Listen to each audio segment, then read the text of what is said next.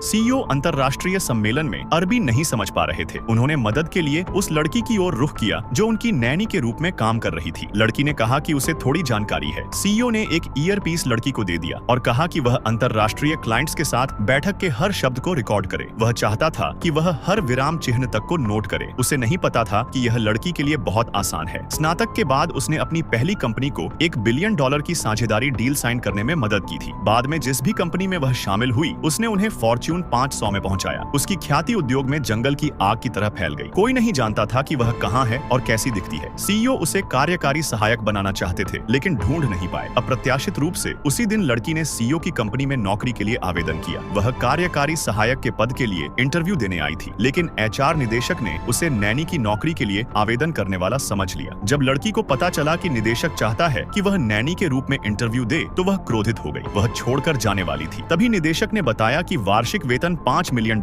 है। लड़की ने तुरंत सीईओ की निजी नैनी बनने की सहमति दे दी। उसने नैनी की वर्दी पहनी और सीईओ के कार्यालय गई। सीईओ ने उससे अनुवादक बनने को कहा। सौभाग्य से उसने अरबी में पुरस्कार जीते थे इसलिए उसने पूरी बैठक को रिकॉर्ड किया। जब सीईओ ने उससे बैठक का विवरण पूछा तो वह हिचकिचाई। सोचने के बाद उसने सच बताया। तब सीईओ को पता चला कि पिछले अनुवादक ने जानकारी छिपाई थी। उन्होंने क्लाइंट की $1 बिलियन की पेशकश को घटाकर $700 मिलियन बता दिया था। क्लाइंट सबसे ज्यादा इस बात से नाराज था कि सीईओ की कंपनी बार बार प्रोजेक्ट को टाल रही थी। लड़की को भी लगा कि ऐसी घटिया रणनीति का मतलब है कि कंपनी में कोई गद्दार है जो लाभ चाहता है। सीईओ गुस्से से पीला पड़ गया। उसने तुरंत अपनी सचिव को बुलाया और कहा कि तैयार रहे क्योंकि वह दोपहर में मुख्यालय जाकर खुद मामला सुलझाएगा। लड़की यह सुनकर खुश हुई कि सीईओ जा रहे हैं। उसे लगा कि अब वह आराम करेगी लेकिन सीईओ ने कहा कि वह उसके साथ दफ्तर चले। लड़की सोचने लगी कि नैनी की नौकरी भी आसान नहीं रही। लड़की के जाने के बाद सीईओ ने सब कुछ याद किया। लड़की के आने के बाद से उसने उसके जीवन की बारीक देखभाल की थी। यहाँ तक कि उसके भोजन भी उसकी पसंद के अनुसार थे, मानो उसने पहले से पूरी रिसर्च कर रखी हो। यह सिर्फ नैनी का काम है लेकिन अब अरबी अनुवादक का काम भी वह कर सकती है। उसे लड़की की असली पहचान पर शक हुआ। उसने फिर सचिव को फोन किया और लड़की की पर्सनल फाइल तैयार करने को कहा। उधर सीईओ का बिजनेस प्रतिद्वंदी भी लड़की के बारे में जांच कर रहा था। बिजनेस में उसका रिकॉर्ड सबको पता था। हर कोई उसे अपनी कंपनी में लाना चाहता था लेकिन जब उसने सुना कि वह सीईओ के लिए नैनी का काम कर रही है तो उसे यकीन नहीं हुआ। जल्द ही लड़की सीईओ के साथ मुख्यालय पहुंची। वहां पहुंचते ही सीईओ भड़क गया। उसने लड़की का हाथ पकड़कर आरोप लगाया कि वह उसके प्रतिद्वंदी की जासूस है। यह सुनकर लड़की उलझन में पड़ गई। उसने यह नौकरी पाने के लिए 3 राउंड इंटरव्यू ईमानदारी से पास किए थे। वह निराधार आरोप नहीं झेल सकती थी क्योंकि वह बॉस था। उसकी बातों से सीईओ का शक खत्म नहीं हुआ। उसने निदेशक से लड़की के इंटरव्यू रिकॉर्ड लाने को कहा। निदेशक डर गई। अगर सीईओ को पता चला कि उसने नैनी और कार्यकारी सहायक की पदों में गड़बड़ी की है तो उसकी नौकरी खत्म हो जाएगी। लेकिन सीईओ की मौजूदगी इतनी डरावनी थी कि वह सांस भी नहीं ले पा रही थी। उसने मजबूरी में लड़की की फाइल सौंप दी।